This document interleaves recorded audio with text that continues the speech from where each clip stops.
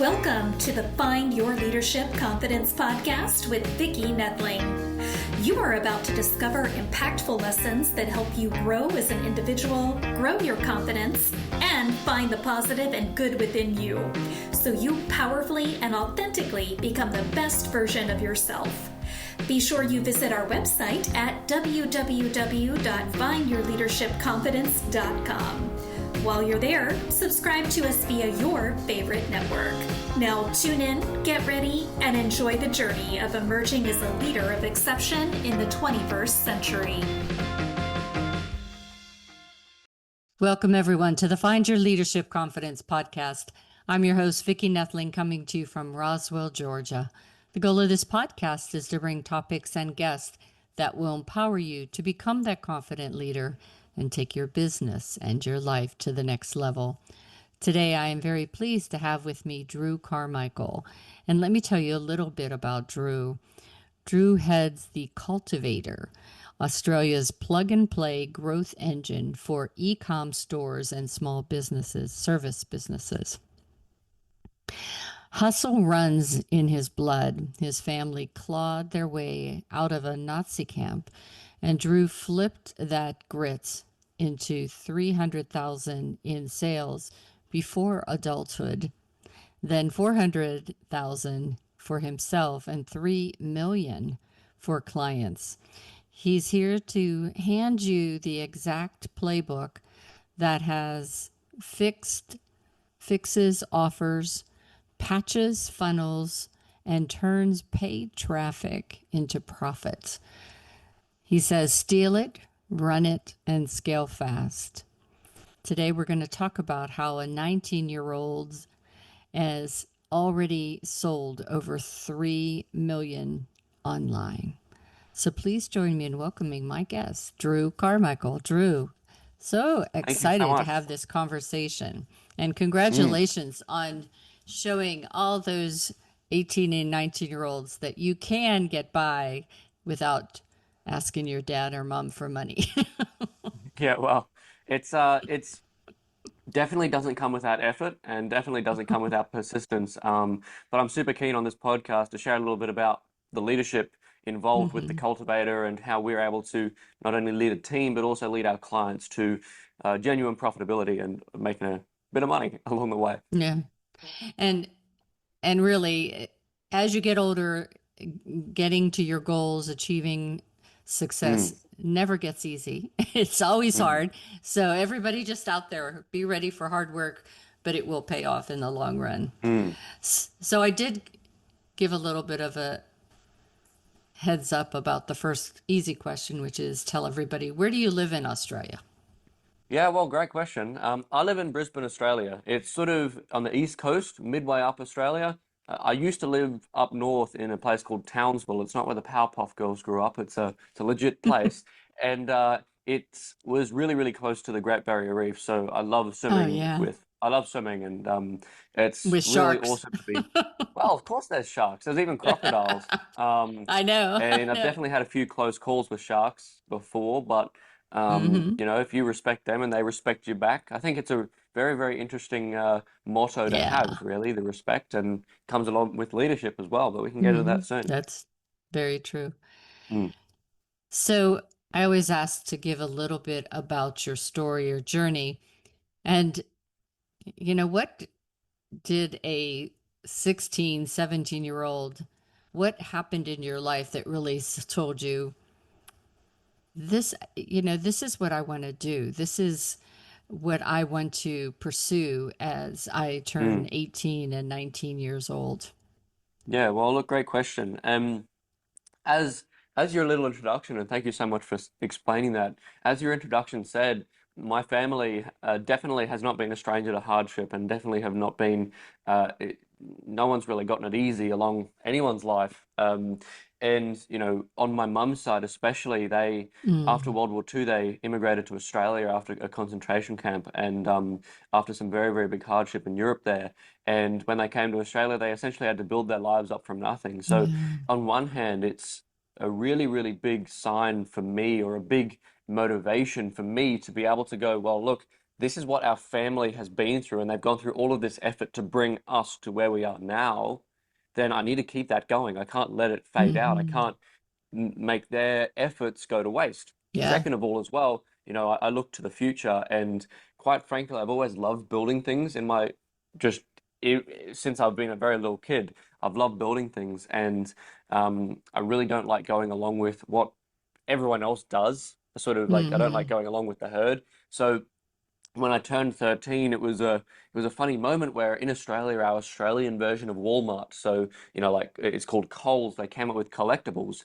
And little Drew, when he was 13, he said, you know what, I'm just going to give it a go trying to sell these collectibles to other people because when the collectibles came out, all the kids wanted it. And Hmm. you got a Hmm. random amount of collectibles, so everyone had to complete a set. And in the long run, every $30 you spend, every $30 one of their parents spent to buy groceries, they get a collectible for free. So I was able to get a bunch of these collectibles, buy them from other kids at school, and then create sets of them and resell the sets. So it might be more cost effective than having to spend every $30 to get one for free. Then you just spend, $50 to get the whole set for free. Yeah. So I was selling them to families and stuff when I was 13. Just to build something, essentially occupy myself because I don't really like playing games. Hmm. I don't like doing something for nothing. So in that respect, I was able to get the benefit was money, Yeah. and that is sort of where it all started. Mm, Yeah. It kind of did touch you a little bit of marketing right there, local store marketing, trying to figure out how to reach, create a need and correct. then fill that need. 100%. So, so was that your first e-commerce business that you did or did you then take that to the next level to venture out into the world Mm. of e-commerce? Yeah, good question, Nikki. So yeah, look, the stickies was my first sort of business venture, I suppose you can say. It wasn't even a Mm, business. It wasn't even a genuine registered thing. It was just me having a side hustle and having a go. But that yeah. was that was the foundation of sort of marketing, as you said, because I had to work out Mm, how to actually get my product to the yeah. buyer, and you can't sell a secret, so I had to promote it. And from there, everything has been stepping stones to the Cultivator and the culmination of the Hmm. agency that we're running now. So after the stickies, I went into it was a massive, massive learning curve. Amazon fulfillment by Amazon, so FBA, and that was a huge learning curve because I had to work out transform from actually just buying stuff at a grocery store to working out how to source products from China, import them to Australia, Mm. get them into Amazon, label them, and then market them to a consumer. That was sort of the first element of little Drew going, oh my goodness, this is what a business is. The Yeah. product sourcing, the Yeah. inventory, the profit margins, and monitoring them. So that was a really massive learning curve for me, especially because there was a lot of pressure to actually get that working. So that was it was very tough, and by no means is leadership or running your own business going to ever be easy, but it really did teach me a massive lesson, especially when I started bringing on a Filipino VA to manage customer support and manage assistance there. So that was sort of the first step in Yeah. how do I actually manage, how do I lead this person to help them feel valued in the company or valued in the small business at the Mm. time to essentially provide their best effort. Yeah. And I could see that, because you're still going to school too. Mm, So you have the school responsibilities, the family responsibilities, mm, as well as trying to figure out how to run a business, how to be that leader that takes on mm, when things don't go right, too. I mean, it sounds a lot like you try things and you fail and you revise and implement new things. Um, mm. and That's mm. go ahead. That's entirely right, Vicky. Yeah. So there was a lot of times where things didn't go wrong, and sorry, things did go wrong. There are a lot of times where things did go wrong, and Hmm. that hasn't really stopped. When what I found is that as the revenue grows, as the moving parts in the business grows, as it scales, everything scales proportionally. So Yeah. the money does scale, the revenue scales, the profit scales, the margins could scale, and also the issues and problems scale with it as well. So Exactly. there's never going to be a time, I don't believe, that everything is running 100% smoothly. There might be a day, there might be an hour, but there's always going to be problems that arise because the complexity just keeps getting expanded. So the first issue that I saw, even way back when I was little Drew doing those reselling of those collectibles, is I'm always honest with people. And I was honest with PayPal that I was under 18. PayPal decided to then confiscate money from me because I was under 18, and it's against their terms of service. It was a great Yeah. 18th birthday present to get it back when I turned 18. It was, I need to research the amount. It was $4,000 or $6,000 that they confiscated from me. So that was tough because I spent all this effort to earn the money and then it just disappeared because PayPal just confiscated it until I turned 18. So Well, at least they it was, gave it to you. I mean, geez, yeah, well, exactly they could right. I have just didn't, shut you down. well, correct. Well, they sort of did because PayPal was the only way that of accepting. Didn't have at the Payments. time, I Yeah. didn't have a suitable way of connecting it through. So PayPal was one of the easiest ways to receive payment from eBay. And it was really, really tough. But the issues didn't stop there as well. When I was doing Amazon FBA, I had 100 massage guns rock up at my house because they weren't labeled correctly. It was my like third or fourth batch of massage guns. So it was that was tough as well because I had to work out, well, what am I actually going to do from this point to continue on with it? And the Yeah. mentality that I have with that is not having a shoulda, coulda, woulda mentality. I know that sounds very Australian, but I never say I should have done this, I would have done this, I could have done this. So Yeah. as soon as you say I should have done it, I would have done it, I could have done it differently, you're considering something that doesn't exist. So you may as well just look at the moment, the current moment where something has gone terribly wrong or a little bit wrong, and go, well, look, how can I actually just make it for the better? How can I change the situation and Right. just improve on the current moment? So with those massage guns, I just sort of had to sit there and laugh for a minute because I don't think many people have 100 massage guns that rock up at their house each day. So I did. And let me just say, I was very well massaged, but I couldn't use 100 at once. So I had to work out a way of selling it, right? Yeah. So I had to go back to my eBay and Facebook method and list them on there without using Amazon's automated fulfillment process, which was tough, which was a little bit an element of swallowing my pride, but it Yeah. was a learning curve for just what like just how to resolve an issue really effectively. Yeah. Yeah. And just being open to change. What I'm Mm, hearing is something that all entrepreneurs need to know is that you have to have the right mindset to be able mm, to not let things stop you, keep you stuck, or get you down if things don't go right. You try to look at that and see, well, as you said, what can I do differently? What can I mm. change to make this problem go away? Mm. Yeah, that's very funny because, I was doing all this while I was in school.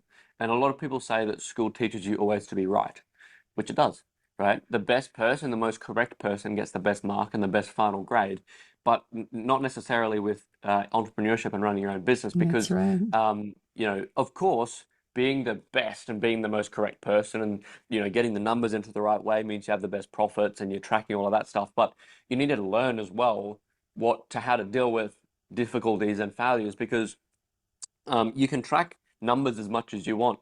But as you start running a business and leading people and leading individuals, a lot of the human management side of things becomes less ones and zeros and numbers, Yeah. and it becomes more of a human game and an intrapersonal relationship. So Mm-hmm. it that then essentially you have to learn from your failures in terms of that as well because some people might not like a certain situation and you go, oh, well, let's improve on that current situation, that was a failure and we'll move on from this current situation. Mm, Right.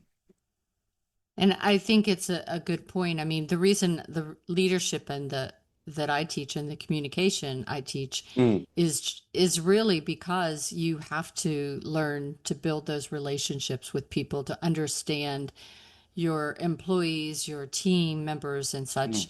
And then you can have them understand, use their brains and be able to connect the dots mm, um, with with all. But you have to be a good communicator, and being a good communicator means you have to be really actively listening to those around you and being open to trying different things. I Mm. work with youth to teach them public speaking. Right. And I always say, we should be teaching our kids entrepreneurship in school as well, because by the time they finish 12 years or 14, 16 years of Mm. school, they have now lost all their creativity and their Yeah. innovation because they're Mm. looking for the right way, the one way to do things. And as entrepreneurs, we learn, and even in business, I was a project manager for a long time. Mm. And you learn that there are things that you're going to create that nobody's ever done before. And so you don't have a roadmap. You have to create it yourself, and you have to fail and Mm. try and fail and try and be able to have look at it as exciting as you learn Mm. those new things as opposed to depressing. 100%. Yeah, no, it definitely was a big learning curve, especially because, Hmm. especially in school, I really just tried my best to get the best grades. And at the end of school, I was offered scholarships to universities, but there was an element of me going, well, look, I don't really want to be continuously taught how to get the best answer, and I don't want to be continuously taught the same thing as a bunch of other people, because that's just not how we run the business. And you're entirely correct in terms of having relationships, because yes, the Cultivator is a marketing agency, but we're also in the business of making great relationships, because we Yeah. have to have a great relationship with trust and respect with our clients, but also with our team, so they believe in our motto and they believe in our drive and they believe our team needs to believe in our business, so then they give Mm. the best result to our clients. So yes, we do work on marketing, we do get great results with great strategies for marketing, but we also are in the business of creating those relationships with our Yeah. clients so they trust what we're doing with them. You're entirely right. Absolutely. Mm. So, how did it feel when you hit that first milestone before you turned 18 of making the six-figure paycheck? Yeah. Wow, funny. Yeah, so when I hit 100 grand in sales, so the 100 grand in sales was sort of the first big milestone that I was like, oh, okay, wow, this is actually a thing. I didn't notice it. I didn't actually notice that I hit 100 grand in sales, because it was I was looking at the dashboard and looking at like the past 7 days and past month, just to see the growth, and I wasn't looking at the all-time graph. So Yeah. just to judge the growth over a certain period and make sure we were ticking along fine. But Hmm. when I hit 100 grand in sales, I was at 110, I think, or 112, that I went, oh wow, okay, we've just sort of shot past that one. Um, but I think that's a very interesting lesson, especially in leadership and running a business. You need to focus on your wins, and Hmm. human nature, I find, seems to focus on losses too much Yeah. and seems to focus on failures too much. But to keep yourself motivated and locked in, you need to think and put yourself in someone else's shoes, maybe looking into what you're actually That's right. doing, and go, wow, I've done all of this to get to where I am. This is incredible. Let's not give up now, and let's keep pushing forward, within reason. So I think an element, especially since I shot past that 100 grand in sales, it was a lesson to me to go, oh, okay, well, look, we actually got to celebrate these wins. I sort of looked back at that moment, and I always look back at that moment going, you know what, I probably could have celebrated it more, but Mm. it was definitely a good lesson to just go, hey, look, wins all every step of the way. Mm. Yeah. I always coach people that you need to every day look at the small wins you had. It's just, gratitude is I think an important part of leadership. Mm. So you talked about marketing. So what is one trend that you think for 2025 entrepreneurs should be leveraging? Great question. So look, in 2025, I think the element of branding is super important, because with everything that's coming out now, Temu, super cheap products, AliExpress, the tariffs are coming in, which is restricting Temu in the US, and then also we have AI that's coming in and creating absolutely totally generic content. And I can touch on that in the next little while about why I think AI content's good, but it also is a double-edged sword in a way. But Hmm. with genuine human interaction, no one not many people that I talk to actually are able to put into words how much they value genuine human connection. And if Yeah. one person is able to create an I'm not going to say aura because that's a sort of trending word, a sort of a vibe or a they come across to people as a genuine person that's trustworthy, honest, and respectful, then another person was able to respect them back so much more, and you're able to create Yeah. such a great connection. So I think a trend that everyone should be taking advantage of, and something that's really popping up quite a lot, is personal branding, and creating that picture about yourself that is able to draw people in and connect you with who the business owner is, who they stand for, the qualities and virtues that the business owner has, which by extension filters right down through the business. And you know, you can probably think of, and a listener can probably think of a few people that they have heard of recently circling around the internet. And what you've noticed online is that it's no longer, just the company name, but it's also who the person is in that company that's Yeah. running it. So if I say Tesla, you think of, oh, who owns Tesla? Oh, you got that. Berkshire Hathaway. Oh, who owns Berkshire? Who runs Berkshire Hathaway? Oh, you got it. LVMH. Who runs LVMH? Like Louis Vuitton. Oh, you got it. So it's those big companies have turned from creating a brand about themselves, but to then have a human figure behind that brand Hmm. showing what values they have and attracting the people who have similar values or aspire to have those Right. values. Um, and I think that people and anyone should make a huge effort in creating not only a brand around their company or a brand around their brand, but also a personal brand to attract people that have similar values or aspiring to have those values. Mm. Yeah, I would tend to agree. One of the other businesses I have is an anti-aging business. And, Yep. I can show you the products and I Mm. can tell you what they do, but it's so much more impactful whenever I get on screen and show what it's done for me or people Mm. that I know how it's improved them. It's just, Right. builds that trust and credibility that Mm. you want with your product. And Exactly.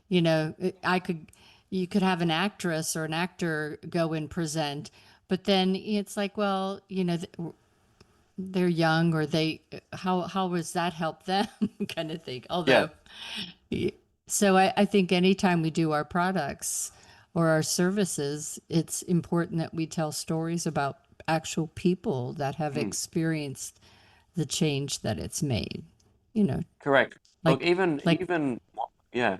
Sorry, even Y Combinator, when Y mhm, Combinator is a VC firm in the US, when they have a look at businesses that they want to invest in, they look at the business owner and they go, well, how connected is this business owner to the business? Do they stand for the mhm, values of the business as well? yeah. Or is this just like a side hobby for the business owner or founder? So they go, they even consider if the business owner or the founder of that company that they're looking to invest in has another company, or if they're working at a job still, they go, well, how Mhm. devoted or how much money have they lost in this business? How dedicated are they to the business? So again, that's also from a VC standpoint. And I think it really circumnavigates just everyone Mhm. looking into a business at what the personal brand is of the business owner. For sure. Mm. So we talked about being able to scale e-commerce, and Mm. whenever you talk about scaling a business, and you touched on this a little bit earlier about the importance of really tracking your progress, your Yep. metrics. And so, what are some metrics that you find helpful when you're tracking, say, doing online social media, so Facebook or Google ads? What do Yeah, okay. you? So Facebook and Google Ads, they're very, very different, and we build strategies depending on what businesses need, and to work out what businesses need, again, like you said, we need to track the metrics. So when you want to run Facebook ads, it's very branding or brand awareness ads. So Mhm. Facebook and Meta in general, so Meta's Instagram, Threads, and Facebook, um, when you run ads on their platform, you essentially can target people based on their interest. And the new Advantage Plus systems have a really interesting way of targeting people and expanding it based on AI. But essentially, what you can find is you can target very specific people, but you can't target what they're thinking in their brain. Facebook has Yeah. um, a very, very sophisticated way of targeting, but they just can't pick up on exactly the intent of the person when they're on the platform. So you could Mm. find someone who is genuinely looking for your product at that time, or you could find someone on the toilet just scrolling Instagram, right? So it's a wide variety, like wide Mm. variety of people that you could be targeting. So it's very brand awareness. And if you're able to get your product in front of someone on Facebook and Instagram and Threads, great. They'll probably remember the name. They might look you up later on Google. And that is also, Google is one of our biggest drivers for ads. So Google is more intent based. So if someone is looking up a product, they say, hey, I want to buy a new speaker, then they want to buy a new speaker. And if you show up for wanting to buy a new speaker, chances are they'll buy a new speaker. Hmm. So Google is very, very much more powerful in terms of creating that purchase or the conversion, and Facebook is much more important in creating a brand awareness. So that brings me to the Correct. metrics that you wanted to track for these platforms. If you want the metrics, in my opinion, to track for Facebook, if you want to try and run conversion campaigns, great. Connect through a pixel or a data set. They're called data sets now in Meta. Connect that through to Hmm. your conversion location. So whether that be Shopify or your website with a lead form, and connect that through to there. Make sure the pixel is working. You can test that 100% with a pixel tester that Facebook has. And or if what I recommend as well is make sure you're tracking just the follower increase. Like it's pretty, a lot of what we do is common sense based. So if you want to create conversions, you got to make sure you're tracking conversions. If you want to create conversions, there's no point tracking likes and followers and comments, because likes and followers and comments, as much as someone wants to believe it, they're They're probably not not going to result in buying. a sale. You could find a relationship between followers and, but to find that relationship, you still need to track your conversions from that location. You can't Hmm. track your conversions in general and assume that they've come from your followers, because that would be silly. And a Facebook pixel really helps you not to assume anything. And same with Google. Connect through a Google tag to your website or to your conversion location, and that will let you track your page views and your your conversions, add to carts potentially if you're using Shopify and are able to link that through. A Hmm. really, really good system to track Google conversions on Shopify is Simprosys. It's a Shopify app that is free if you want to only use the conversion tracking, and it's pretty robust. If you want to track just a website in general, and like I said, track as much as you can from the start. The one biggest learning curve that I had when I first started is I was very complacent and I didn't think that I needed to track all of this stuff, because I was like, Hmm. oh, I've only gotten a couple sales, don't need to track it yet. Great, cool. But when I got to the stage of actually needing to track it, I didn't have the few months of data that I probably would have been beneficial to Yeah. actually have by starting the tracking at the start. And you can't backdate it, because if you don't have the code script or injected into your site, then it just won't. You just can't pull Work. data out of Yeah. thin air. And the biggest power in any business, in my opinion, is their data uh, Hmm. from a numbers perspective, because you can't fix what you don't track. So Google and Facebook and Instagram and Meta and all of that is free for a consumer because they want the data. And same thing as Microsoft Clarity, for example. Microsoft Clarity is a tracking system where they have a heat map on a website that you can put on, and it's super awesome. I've been putting it on every single website. It's 100% free and allows you to see how you can change your website accordingly, but it's free. Hmm. That's because Microsoft wants the data to then use in Hmm. their systems. And Google's been training their Gemini of Google searches and YouTube because they just have that data. So it's really, really powerful in a business. And you'll find that a lot of businesses are just in business because of data. Wow. Mm. Yeah. When I retired from UPS, and we used to always say that our data was more important than our packages that we picked up and delivered. Oh yeah. Yeah, yeah, Hmm. Yeah. totally. Well, I was wanting to ask about something that adults my age, in my 60s, have, adults in their 30s and 40s have. So, how did you, as a 19-year-old, deal with imposter syndrome? Because I can imagine you walk into any kind of meetings, banks, or anywhere, and they're like, "What? Are they really taking you serious?" Great question. Look, I'm going to be honest. The age factor only comes up in a when I start a relationship with someone, or I start I'm not going to say like an intimate relationship, a business relationship with someone. They go, "Hey, how old are you? I didn't think you were are you 19?" And I go, "Yes, I am." And look, if they have an issue with that, cool. I don't need to work with them. It's as Yeah, simple as that. yeah, And I would say. it's quite frankly the no one really cares because I'm on the same playing field as someone double my age. If I'm able to get better results or the same, we have started working with a company based out of Switzerland, and we were working on their email campaigns for their launch, and to essentially convert people into their list, convert people to visit, convert people to their in-person event. And we were getting 3 times, 4 times the open engagement and click rates that the previous marketing agency based out of the US was getting that were very, very well established. And I'm not saying that that's to do with my age at all, but it's to say that because of my age, nothing changes. And Yeah. our team, the youngest person in my team is me. So, we employ people. For example, I have a guy that's been working with us for the longest. He's a legend. He's our team manager now. He's been able to send his kid through college because of working in our business. So it's none of the responsibilities, none of the tasks we do are scaled down. That's In right. fact, they're Right. scaled up because we scale so quickly and we have I didn't get an MBA. I don't do things by the typical, and we just get things done essentially. If something's broke, we fix it. If something's underperforming, we fix it. And that's just the way we move. So coming back to your question about does being 19 affect anything, imposter syndrome, anything like that, uh, I don't really mind for people who care about the age situation. They can go deal with someone else that they feel more comfortable with, and quite frankly, all power to them. But the people that we Hmm. deal with don't really care about the age, and we just move and get the best results they've ever seen. I think that's, one of the great advantages of having Mm, your own business and being an entrepreneur. Because in the corporate world, people's their egos get in the way all the time.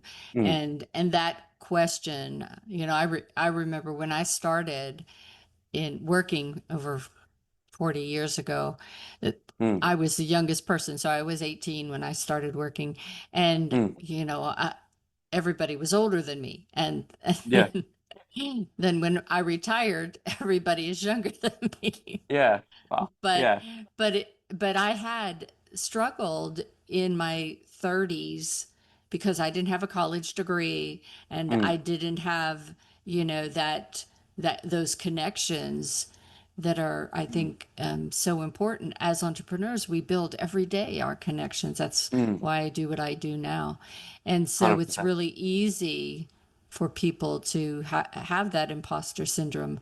But as you stated so well, is that if they don't want to play with you, then you just leave and you find someone Totally. else that does. Yeah. And that's one of the early mentors I had used to say, I just won't work with jerks. And sometimes in the corporate world, you have to, and Mm. we don't. Yeah, well, totally. Look, I mean, I always say to myself, I'm in control of the business. And if there's a Yeah. client that we're not a fan of, we just say, look, it's even if we're earning good money from it, if we get a good retainer, if we're getting them great results, if if something's not working out, or if something is just a communication pain, or if it's being a pain for our team, I'm very, very Yeah. protective of our team, and I believe so much in our team. We have a conversation with the client, and we say, look, I understand that you're getting good results. We can pass you on the strategy that we've been having, but it's just not worth our stress to be going through this. Yeah. And we've only had to do that with one client so far, so which is really, really good. No, it's We very vet the good. clients significantly before we onboard them as well, because the way that we treat clients at the Cultivator, since I run businesses myself and I've dealt with agencies on the business owner side, so I've had to bring an agency in to do marketing for me ages ago. I understand that as soon as we work with a business, we're essentially being part of that business, and we got to treat the business as if it's a baby of our own, because the business owner has treated their own business as a baby of their That's own, so exactly much right. time growing it. Exactly. So we we have to make sure that we can get along really, really well with the client, and to an extent that with many of my clients, I meet up in person. We sit down, we have a lunch together. It was funny. Some I played poker with a few weeks ago. Just to just have a bit of fun. I'm sorry, I did beat them in poker, but that's fine. We'll just move on from Yes, that. all right. Um, but it was, just love catching up because Yeah. we're all along for the ride together and we're growing together in their business. So we may as well have that genuine relationship between us. And, as you said, we don't do business with jerks and we never do. Yeah, awesome. Well, this has been such a great conversation we had, and I am so happy that you are showing all of the young people out there that they can just do it. One of the groups that I work with is at a high school, and they have an Oh, cool. entrepreneur class, Mm, and so I've been working with them, teaching them public speaking and pitches and all that kind mm, of stuff for the last 10 years or so. awesome. 15 years.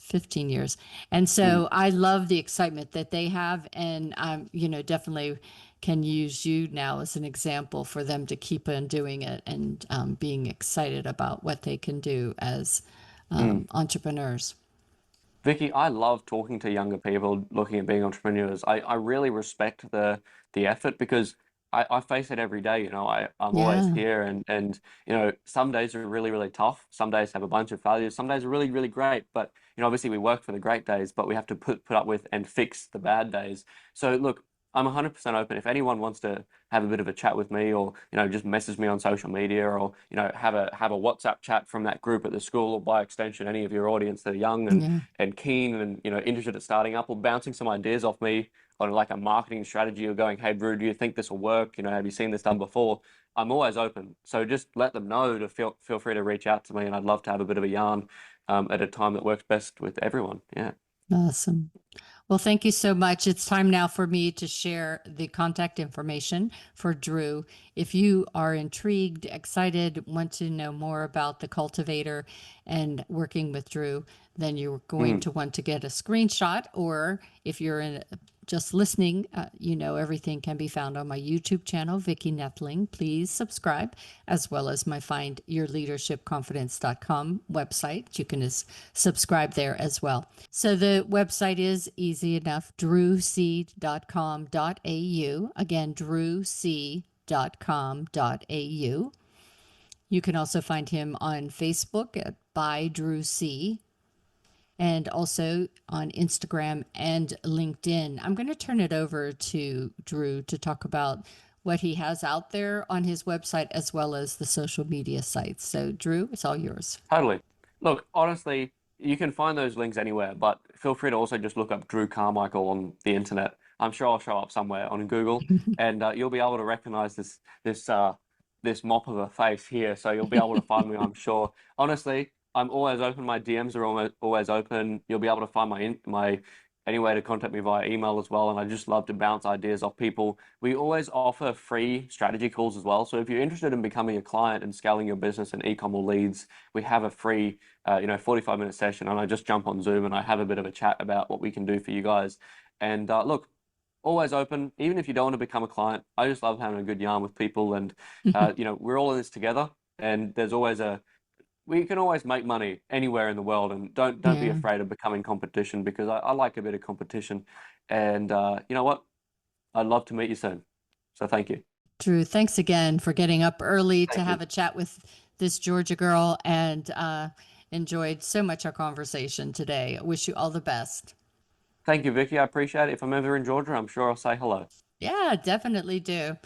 As always, I remind everyone that life is a journey and it's up to you to enjoy the ride. This is Vicky Nethling signing off. Thank you for tuning into the Find Your Leadership Confidence podcast with Vicky Nethling, where we share impactful lessons that help you grow as an individual, grow your confidence, and find the positive and good within you so you powerfully and authentically become the best version of yourself. Remember to visit our website at www.findyourleadershipconfidence.com and enjoy even more great episodes like this one. Again, while you're here, subscribe to us via your favorite network. We look forward to seeing you next time on the Find Your Leadership Confidence podcast.